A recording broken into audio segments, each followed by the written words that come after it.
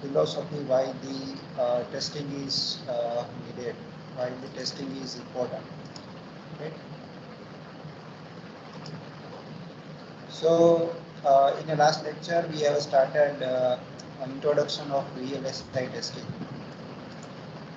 and we have gone through some questionnaires why testing is important and uh,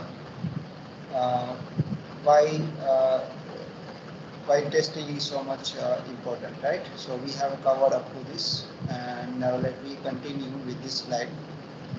So why testing is of too much important in today's semiconductor world? So still now whatever we have discussed that was related, not specific related to VLSI, it's applicable to all the domain, right? Now we are going to discuss specific to VLSI, specific to semiconductor industry. So why in today's semiconductor industry testing is so much important? Right?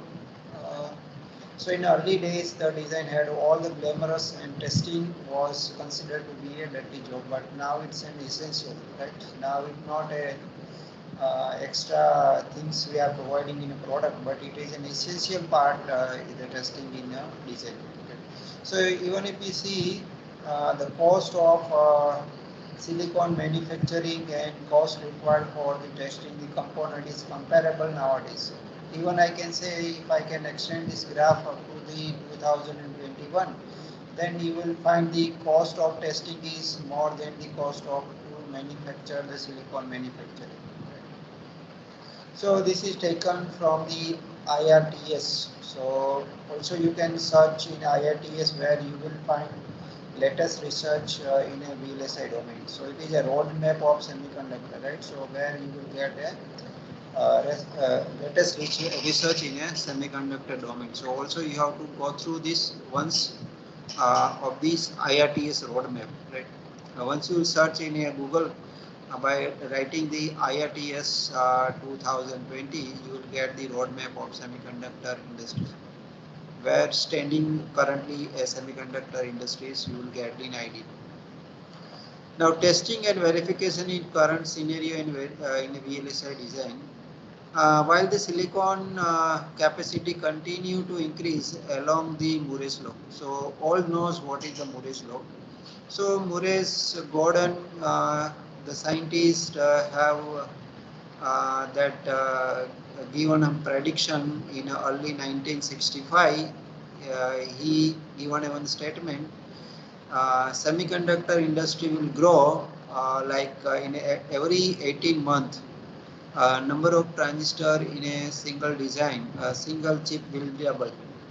So he has predicted in around in 1965. Still, it's going continuously, and he has said that a number of transistor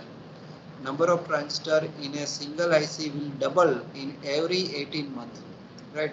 So if you want to double the number of transistor in a same size, right, then need to be scale the device, right? We need to be reduce the size of the transistor. So as per the Moore's law, it's continuously we are moving on that path. Still we are following that statement, and semiconductor industry is going in that path. So that was predicted by the Moore's Gordon scientist. The effort required to verify this design now in a testing part is to we have to put more effort to test that complex design, which is scale every year or in every 2 years scale down the technology. Right? So effort is required to verify this design have increased even the greater rate, doubling roughly in every 6 to 9 months. That means we require double efforts in every 6 months. But semiconductor industry is double the transistor in every 18 months. But for the testing, it required more effort. It goes exponential. In era of multi-million gate ASICs, usable IPs, inter-property right, the intellectual property right. So some code someone have already designed. So if you want to use that code for to design, then we have to take the permission. So it's some intellectual property rights of the design. So in SOC means the silicon on a single chip.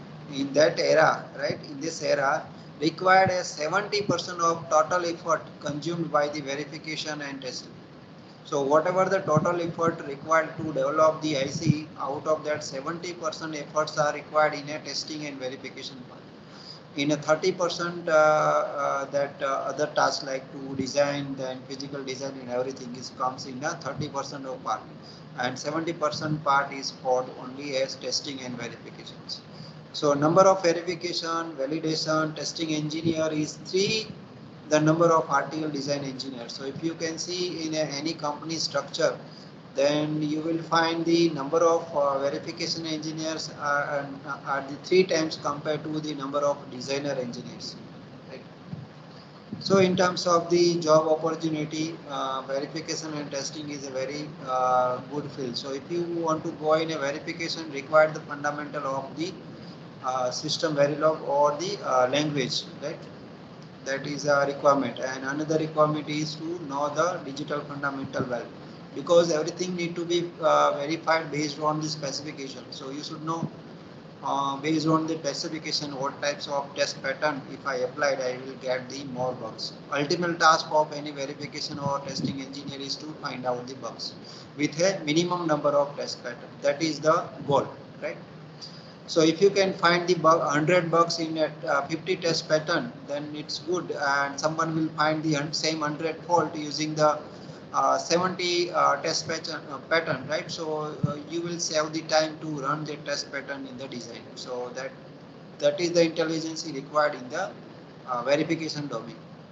So when design product are completed, test bench make up the 80% of total code consumed. So if you see size of the code, so if I going to design a 1-bit full adder, so even if you can see in the size in our last laboratory experiment, in that we have written a 2 module. One module is the RTL design module, in which we have implemented a half header.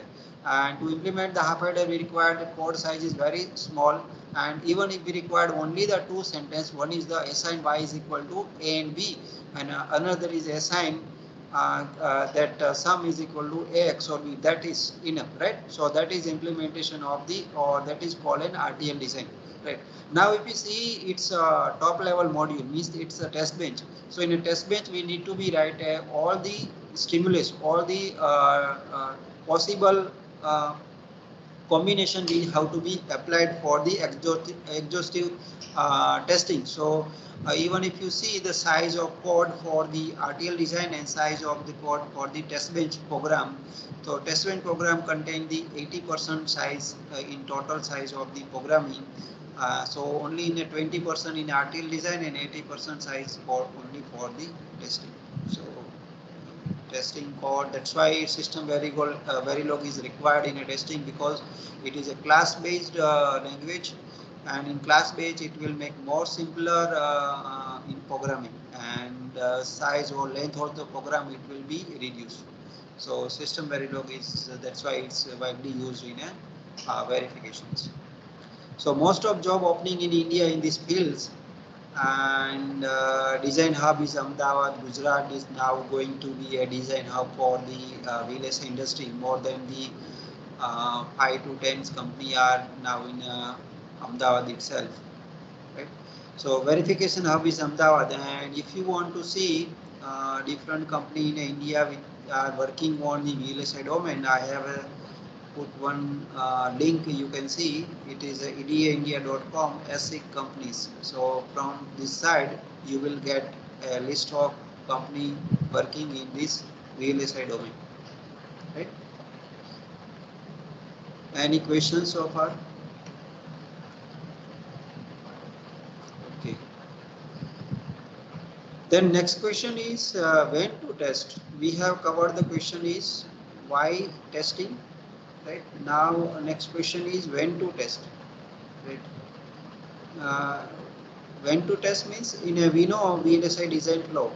It starts from the specification, then the RTL design, then the have the synthesis, gate level netlist, and then the circuit level design, and then the physical design. So in that flow, when we how to apply the testing, right? So you can see in this example, very small, simple example I have taken to understood when to apply the test. So if we apply the test early, that will be the better for us. That will be less costly test, right? Rather than to test at the end of the design cycle. So if we can test early or if we can find bugs early, then we can easily modify our design. Rather than if we'll get the bug at the later stage, it will cost you more to repair to that remove that bugs or to fix that bugs, right? So why should we fix the bugs as early as possible? Like many living creature, bugs grow in size throughout their life, right? And it is desirable to discover and exterminate bugs soon after the conception. So it is similar like in coronavirus, right? So if you can detect the early, then it's a very bright chance to recover with a minor medicines. But if we can discover the later stage, we need to be hospitalized and we need some treatment or long and required more medicine to recover from that disease. So it is similar like in apply to testing. So once they grow, right? So as if you see in this graph, you can see this red line, it indicating the numbers of bugs found. So we'll get the more bugs at the starting stage, right? So stage in a ELISA design is first is we are have the specification, from the specification to the module, and then this module through this physical design it converted into the chip, and then it chip is used in some system, right? And then this system is uh, given to some customer, right? So for the use purpose. So we'll get the more bugs with a less effort, right, at the initial stage, right? So if you see in our VLSI design flow itself, first step is to have a RTL code. So we'll get the more bugs at the RTL code easily, and it can easy to modify the RTL code, right? And it is save the timing of that VLSI design. So it is desirable to give more effort at the starting stage to find out the bugs, and we have to solve the bugs, most of bugs at the starting stage, so that later on we have to be paid more for each bugs. So this the graph you can see the cost of it is increasing exponentially as we move from the module to the customer level, and the numbers of bugs found is reduced exponentially. So here you can see here this is suppose 1,000 bugs, right? Suppose this is 1,000 bugs, and to repair that 1,000 bugs to, or we can say fix this 1,000 bugs at the RTL level required, it can be fixed a very little cost. Suppose have this cost is suppose 10 unit, right? But the later one, even this bug is around this 10, then also it required the cost is around the more than the thousands. So it is better to find the bugs at the earlier stage. This is called a rule of 10 in a testing. This is called a rule of 10 in a costing.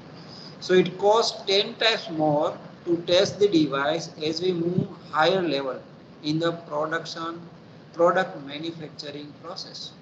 So if we move at a high level in product manufacturing process, cost of testing will increase the 10 times at each stage. So suppose if we are moving from the module to chip, then it is increase the cost of 10 times. From chip to system, it again increase the cost of 10 times. So whatever the cost of testing a system, it will be the 100 times more than the testing a design at the module level. So this is called a rule of 10. Rule of 10. Okay. So the question answer is we have to be test as early as possible in a design cycle. That is the answer. Now third question is, from where do bugs comes? right? We have answered the two questions: why the testing and when to test. Now the question arises from where these bugs comes in a design, right? So there are different sources of these faults, or we can say bugs, are the at the design error. Design error means any misinterpretation of specification that introduce a design error. Suppose someone tell you to design a 1 bit full adder, and you will design you do not have the good digital fundamental, right? And you will implement, instead of 1 bit full adder, you will implement a half adder, right? It's also adder, right? So that will not add, add the previous carry, and that will introduce the error when anyone will use this 1 bit full adder to create a 4 bit full adder. So that is a error related to misinterpretation of specifications. Second error occur at the fabrication error.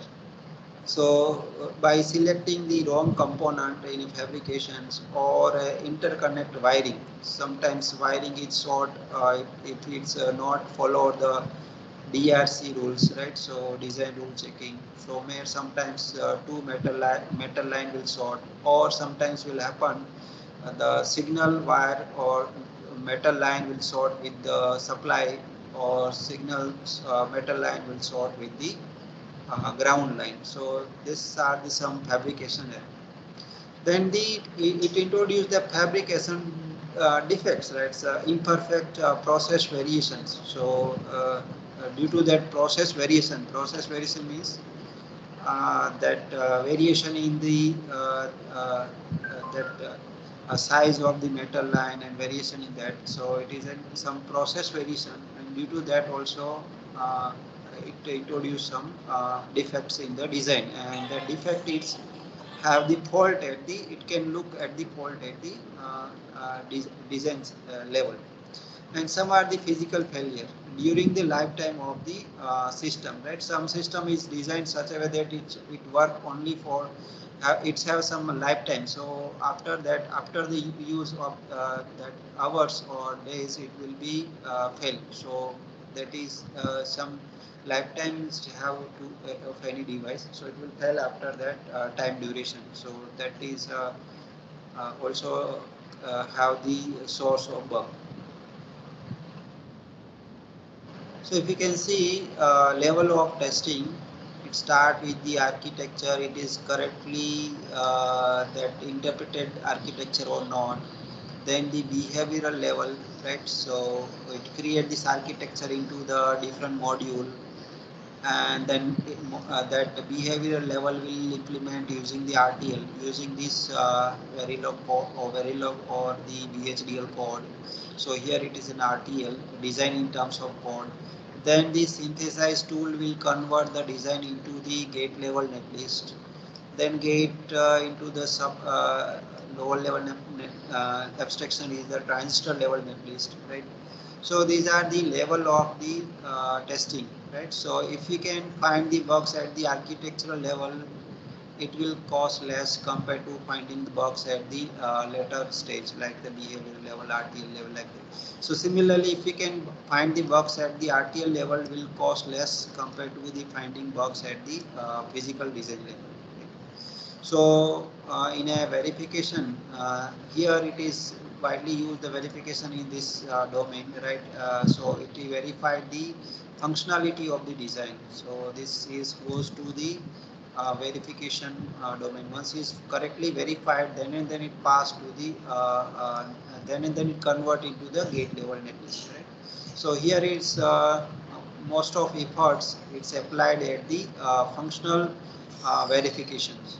Right, functional verification. So here our design in terms of the functionality, still we have not incorporated any physical constraint like a delay or constraint of the power consumption. That anything is not applied at the RTL level. It's everything come into the picture when we are converting our design into the physical. Means when we are converting into the layout, at that times this all these constraint come into the picture, like a power dissipation of the design, then the area requirement of the design, and then the timing constraint of the design due to the parasitic abstraction and everything, right?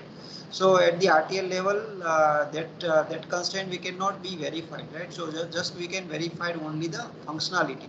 So once they will get the correct functionality, so that most of effort in a verification is applied to test the functionality. Then these are the different level of VLSI design. So as we move in the higher level, and if you get the box, it will cost us a more. Then the role of testing in general, right? So testing. So first part of testing is a verifications, right? Verification means will any fault occur? We have to verify this design have any fault or not. Once verified, then next task is to validation. Will fault occur during mass production like that? And then detection, right? Is there any fault? Yes or no? Then after detection, we have to diagnose the fault. Where is the fault? Right? That is the diagnosis. So these are the role of testing. Once I say testing, that means everything is come into the picture, right? Verification. So verification is a part of testing. Diagnosis means where is the fault. Device characterization, right? That why the fault is occurred. That we have to analyze the fault. Failure mode analysis, how fault can be prevented, right? Once we have diagnosis and once we characterize the device, then we have to take some action to prevent the fault. Burn-in, will it work for longer time, right? So what is its sustainability of the design? It will work for the longer time or not? Speed binning, that means at what speed of device will work, right? If we are designing the device for the high frequency, then also we need to be how to check it, it is work at the desired speed or not, right? So that is also a part of testing. Acceptance of the testing, incoming that inspection. So should I use it? It is my design or not, right? So these are the different role of testing uh, in a VLSI design. Okay. Most of work is at the verification level. Okay. So we will explain in detail each role of testing in a next lecture. Okay. So if you have any questions, you can ask. Let me stop our lecture here. Any questions what we have covered today?